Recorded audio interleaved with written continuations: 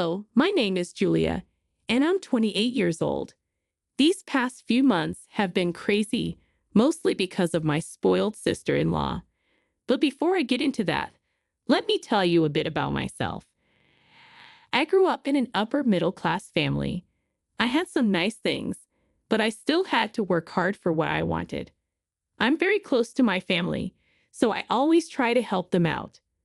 When I was 23, my last grandfather passed away and left me a good amount of money.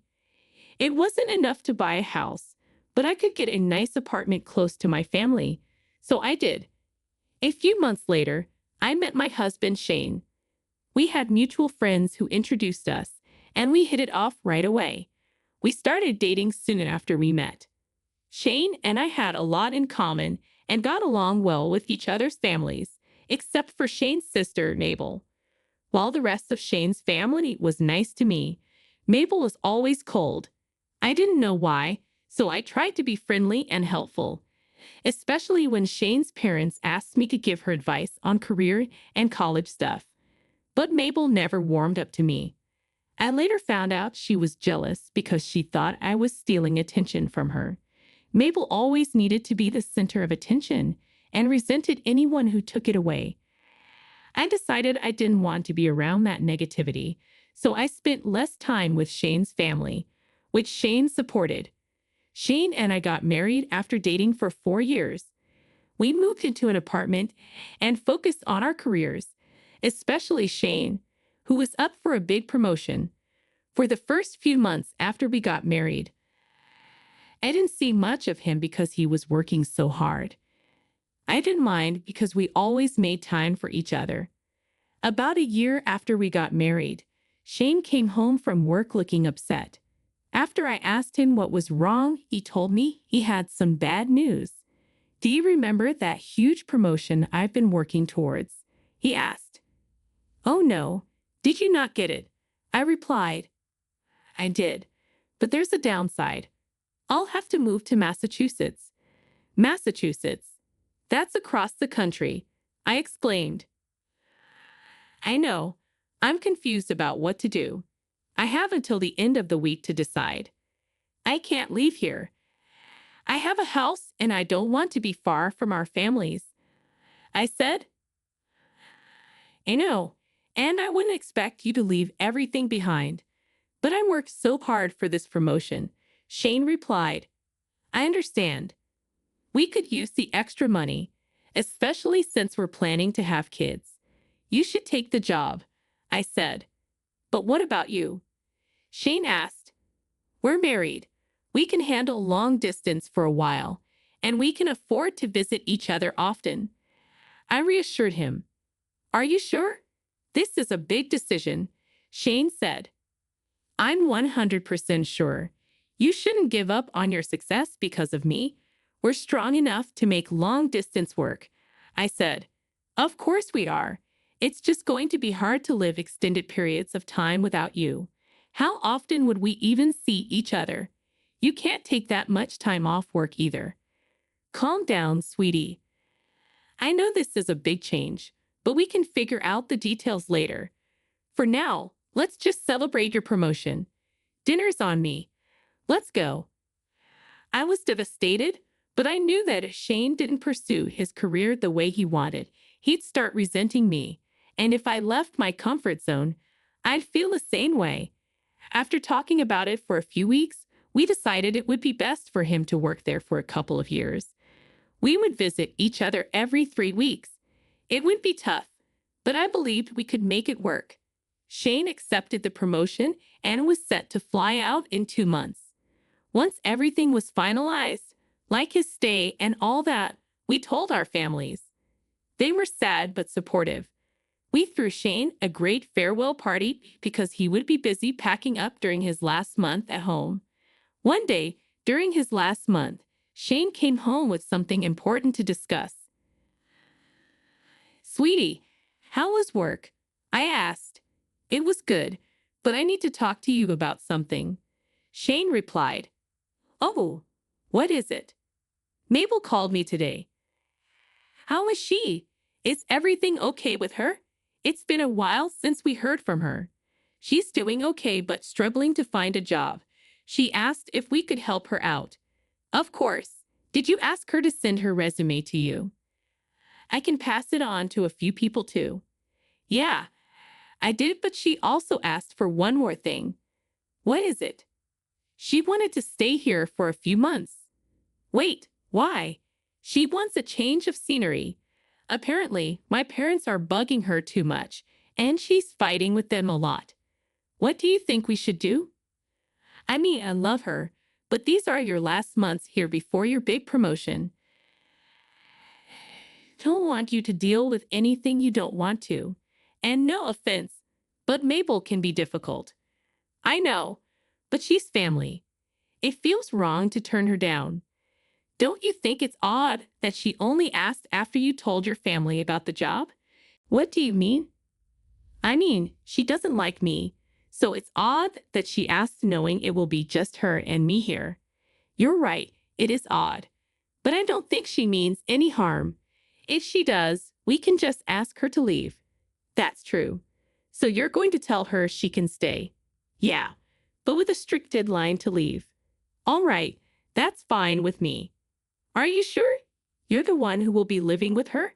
Just say no, and I'll tell her. It's okay. She's family, and I shouldn't let my issues get in the way. Thank you, darling. Hush, this is what family does for each other.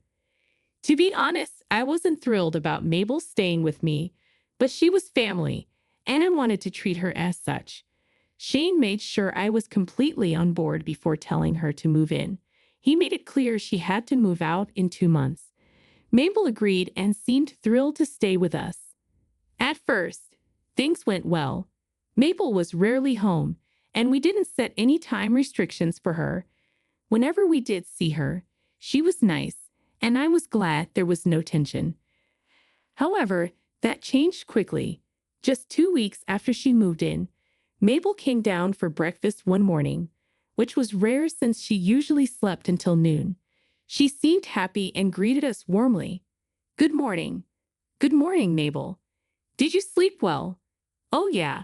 I'm so sorry I haven't been home much. I've been used to my freedom to do whatever, whenever a little too much.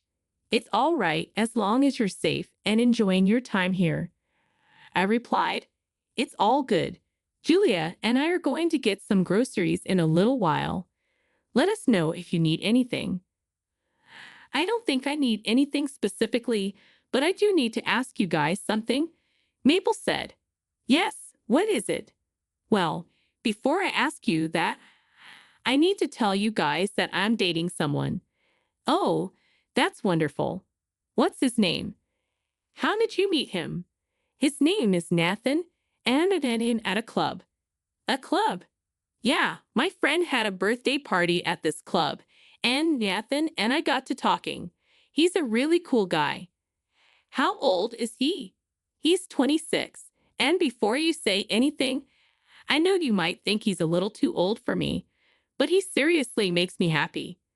Like I said earlier, as long as you're being safe, we have nothing else to say. Yeah, so what is the question you wanted to ask us?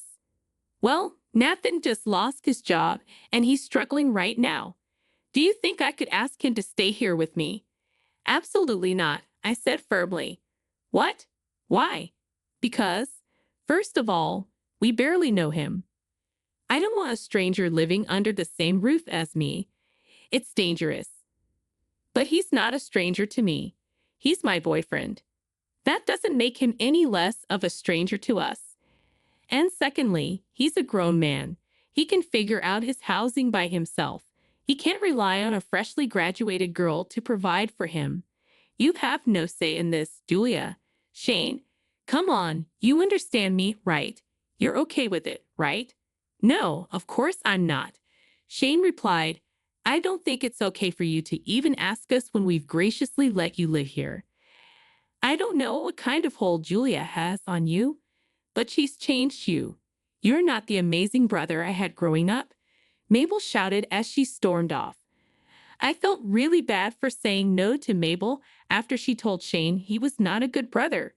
Personally, if my siblings said that to me, I would have been crushed. But Shane assured me it wasn't the first time Mabel had said something rude just to get her way. I was upset that Mabel being so mean was so normal that Shane had become desensitized to it.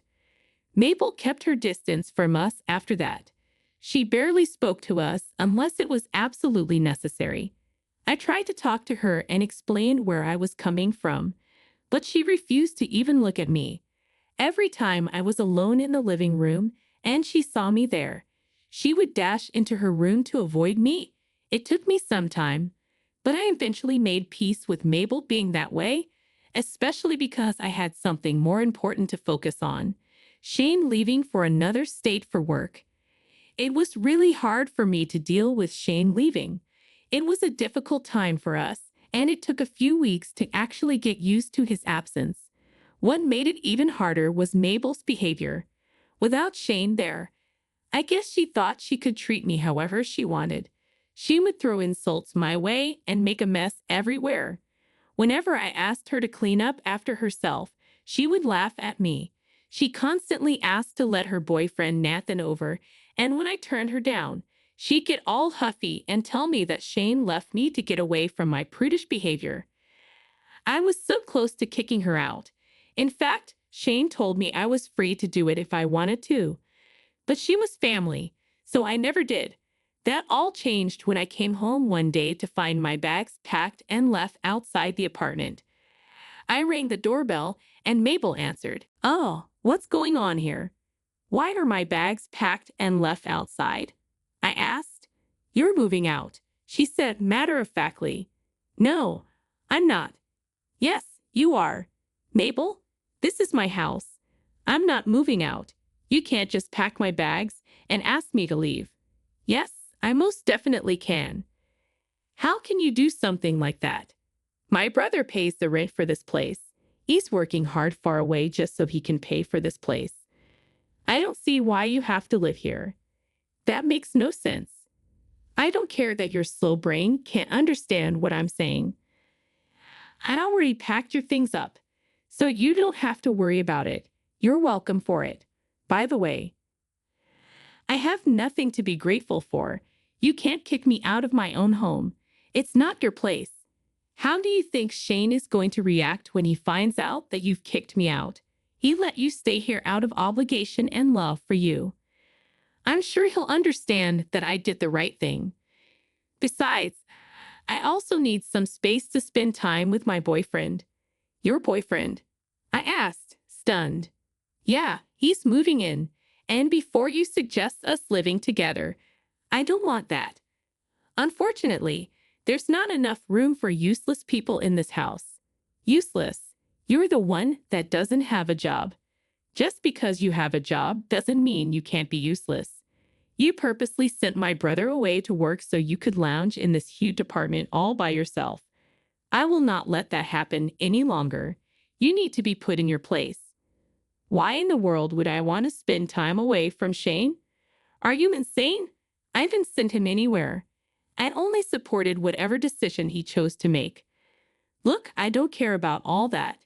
You need to leave and take your things with you. You're going to be sorry for this." "Oh, I feel so scared. You know what? Bring it on. Let me see what that pathetic threat of yours can actually do." Mabel slammed the door in my face after saying that. I was shocked at what had happened. Once the shock faded, I was shaking with rage. I tried ringing the doorbell again for a while, but Mabel never answered. I couldn't understand how she could turn on me when I had been so accommodating and tolerant of her behavior. But it did make sense why she would treat me that way, considering she thought that Shane paid rent for the place. It was still no excuse for her to treat me that way. My rage turned into panic and humiliation. I quietly picked my things off the floor and made my way to my car. I didn't know where to go, so I just drove around for a while. I checked the time in Massachusetts before calling Shane to let him know what was happening and what to do about it. "Hi, darling. How are you?" "Actually, not good." "What? Why? Is everything okay?" "It's not. Today, when I got back home from work, I was greeted with all my bags packed. What do you mean? Where was Mabel? Mabel was the one who packed my bags and asked me to move out. What? Why would she do that? She thinks that I'm useless, so you shouldn't have to spend money on rent just to pay for me. She's also moved her boyfriend in to live with her. Oh my God. I'm so sorry that she's behaving that way. There's no need for you to apologize. I'm just upset at her audacity. She did not even seem to care about what your reaction would be to her kicking me out. She thinks that you'll eventually realize that she was right for doing that. That's insane. I would never be okay with that. I'm so angry that I want to give her a piece of my mind right now. You and me both. Do you want to do something about it? I'm only asking because I want you to know that I'm going to support you no matter what you do. I don't really know what to do. Mabel clearly doesn't know that the apartment belongs to you. Maybe there's some legal action you could take. Oh yeah, of course. I do have an idea, but I don't exactly know how you feel about it. What do you mean? I could report her as a trespasser, and she would be escorted out by the police. It might even go on her record. That's a great idea. I was getting tired of her entitled behavior, and this is just the last straw. I will not have her kick you out of your own home. Are you sure? Absolutely.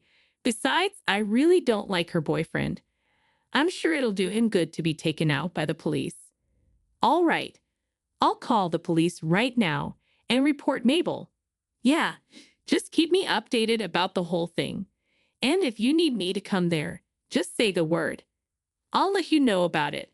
But for now, I think I can handle everything. I knew that Shane would be on my side, but I just needed some more reassurance from him. When I got it, I immediately went down to the police station and filed a report against Mabel for trespassing. After proving my ownership of the apartment, the police officer asked me if I wanted to accompany them to my apartment, but I told them that I did not want to see Mabel at that point. They asked me to wait there or go someplace where I could wait a while till they got Mabel out of the house. I went over to my mom's house. My mom was upset to hear about what had happened and offered to help me too. It took a long while, but eventually, the police officers asked me to come back home and make sure that nothing was stolen. I practically raced back home, and when I got there, I looked everywhere to make sure I still had everything. Thankfully, everything was there. I thanked the police officers for their help, and they told me that they had a slight issue with getting Mabel out. They also told me to call them if I needed help with her again because she had been put on their record now. I was confused about what had happened, but at least Mabel was finally out of my house. I was honestly too tired to ask what happened.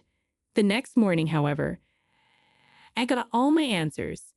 Mabel called me to yell at me. You called the cops on us. I told you that you would be sorry for kicking me out.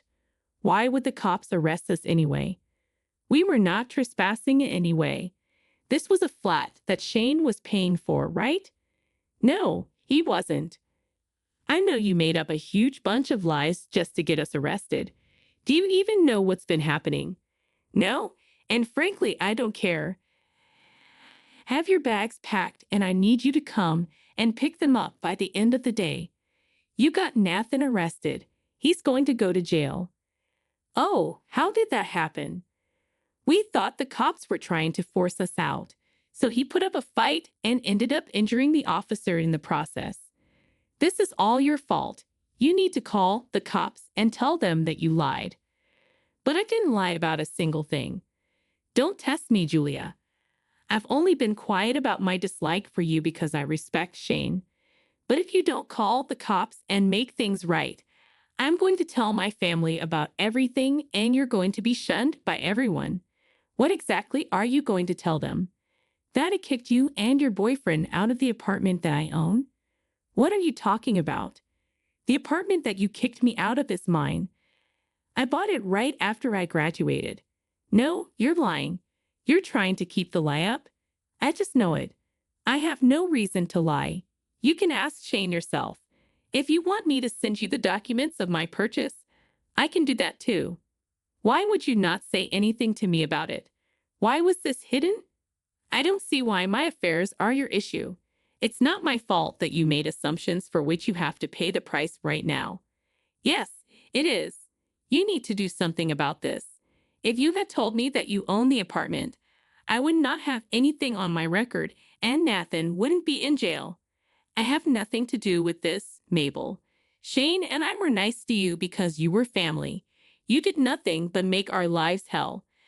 I could have kicked you out right after Shane left, but I didn't do that because I cared about you. This is no way to treat the person that's helping you out. Maybe you could learn something from this. Goodbye. When Mabel started spreading lies, I was furious. So every time I got a call from a concerned family member, I would send them the video recording of the day that Mabel threw me out of my own home. Thankfully, our entire conversation happened at the doorstep and my security doorbell caught the whole interaction. With that proof, everyone began to turn on Mabel, and that only made her angrier with me. She couldn't reach out to me, so she called Shane and tried to get into an argument with him about me. But Shane wasn't having any of it. He chewed her out real good and told her to stop bothering the both of us. Mabel also ended up getting kicked out of her parents' house because they didn't want to have anything to do with a lying, manipulative, and thieving person. Eventually, Mabel gave up her huge ego and came over to my place to beg me to take her back. She cried and begged me to help her out because she didn't have any other place to go to. Now, here's the thing. No matter how much I wanted to help her, I couldn't let go of the feeling of getting kicked out of my own home. So while I couldn't help her live with me, I did suggest some alternatives for her until she got up on her own feet. She did not like that. I wasn't helping her out, and she threw a fit. I had to eventually ask her to leave, and when she did not, I threatened to call the cops again. Thankfully, that got her out of the door almost immediately. I was paranoid about Mabel having a copy of the keys to my place, especially considering how she never returned it to me even when I asked her to. So I made sure to change the locks, which was once again a smart move because Mabel did try to break in. I snapped after that and called the police on her again. This time she got arrested for real. She was slapped with a hefty fine, and since it was her first offense, she got off with community service. I also managed to get a restraining order against her. It's been a good few months since all of this went down. It was really hard to get rid of the paranoia of her breaking in again, but eventually, things calmed down. Almost everyone in Shane's family has cut ties with Mabel, although they're willing to let her back in once she realizes how bad her actions were and she apologizes for it. I don't know what's been going on in her life now, and I'm happy to not know any of it. I'm just happy that she's no longer someone that I have to deal with. I'm happier now, and so is Shane. Never in my life did I think I'd have to deal with things like this, but it is comforting to know that I was able to handle this in the best way possible. Thanks for listening.